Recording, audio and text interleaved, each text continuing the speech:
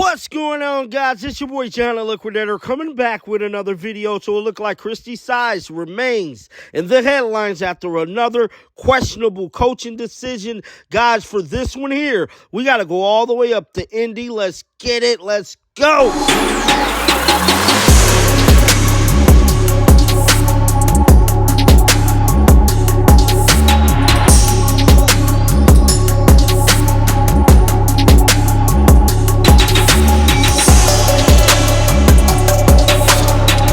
It has definitely been a long few weeks, man, for Caitlin Clark and the Indiana Fever. We know the situation happened with Kennedy Carter about 2 weeks ago. Then this past week, Caitlin Clark was snubbed by Team USA with being left off of the Olympics roster. Last night, she was imitated by Dejana Carrington on the Connecticut Sun. Christie Size is under fire for benching another young lady. I feel for Caitlin Clark at this point, bruh. Now, with all that being said, we have a lot to unpack in this video. Caitlin Clark broke her silence last night. Christie Size broke hers too as well. And more celebrities is coming out speaking up about Caitlin Clark and his current situation. But what's more important, Diana Taurasi spoke about Caitlin Clark not making Team USA. Let's dive into it right now. Roll the footage. Sports columnist Christine Brennan broke the news of a potential Olympic roster, and I know it didn't include Caitlin, and I'm obviously very much understand that the roster is not official yet. But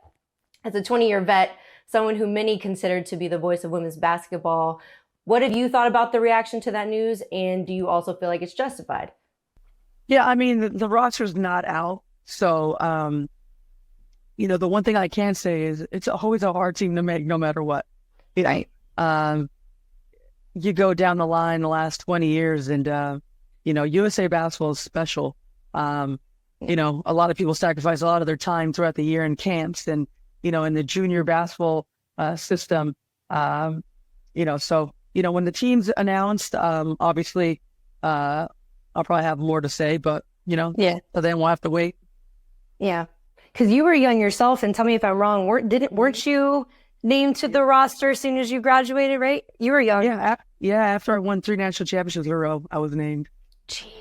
So how did you deal with that? I mean, I know Caitlin's on she's got all this media attention. I can only imagine how hard it is balancing all that as a 22-year-old. So how did you handle it? And also, do you have any advice for her moving forward, how to handle it? Yeah, I mean, like anything, I was the youngest on that team by far.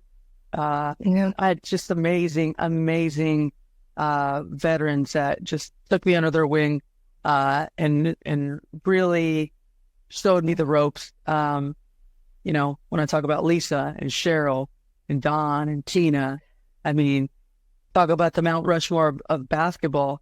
I was right there watching their every move, the way they prepared, how serious they took it. And not only that, I had to learn the ropes too.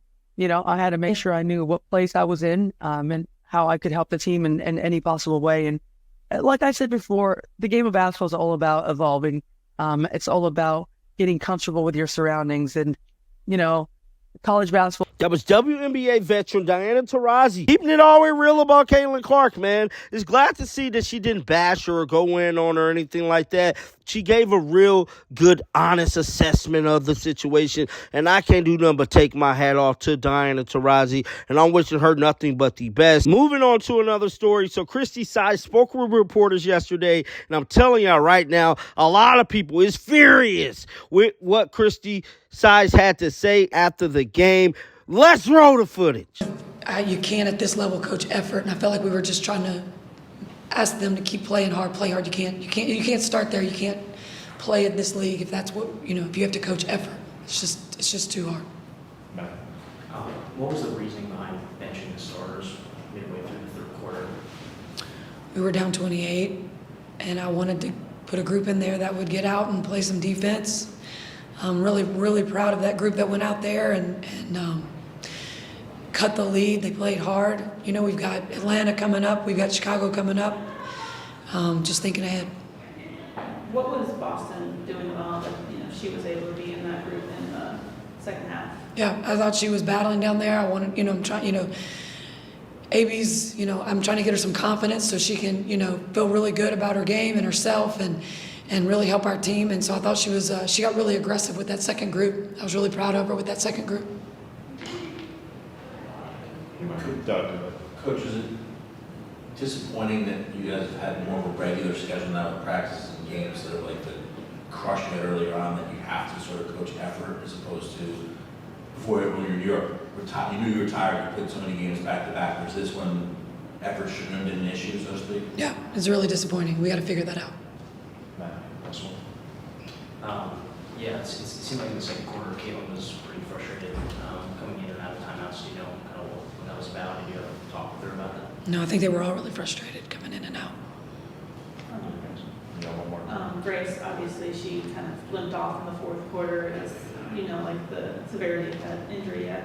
Yeah, I'm not sure. She had it's her ankle. And when I get back in there, I'll find out from Todd. How do you address the issue with coaching effort, feeling like you shouldn't coach effort with your team? Yeah, I think that's got to start with them. I think they've got to, we're here to build a roadmap for them to be successful, and that's on them. They've got to figure that one out. You have to have one Zoom for Tony. Tony, last one. Thanks. Hey, Christie, that second half group that you turned to find some defensive successes, what did you like from Celeste in that group, and why do you think it was so much more successful than the first half groups you had out there? Yeah, I think they were just really active. That was Indiana Fever head coach Christie Sides talking to reporters immediately after the game. And that interview right there is what is causing a lot of fans to question her ability to coach the team. And as for that situation, it's being reported that Christie Sides is being criticized for benching Caitlin Clark with 4 minutes and 41 seconds left in the third quarter after watching her team fall behind by 27 points in another devastating loss. Indiana allowed Connecticut to shoot 46.2% from the field and 47.1% from three. With all that being said, this is what is causing fans to question the coaching ability of Christie Sides. Now, Christie has been dealt with acquiring 2 first-round draft picks 2 years in a row. A lot of people have been questioning her ability to coach. And at this point, man, it's looking like Christie Sides may not be the Indiana Fever coach. Just my take on it. I don't think she's going to make it to next season. She might not make it to the end of the year, bruh. Get down in the comment section. Let me know your thoughts about this. Keep them bills on because I'm going to bring you the news. And until next time, shake the haters off. I'm out of here. Peace out.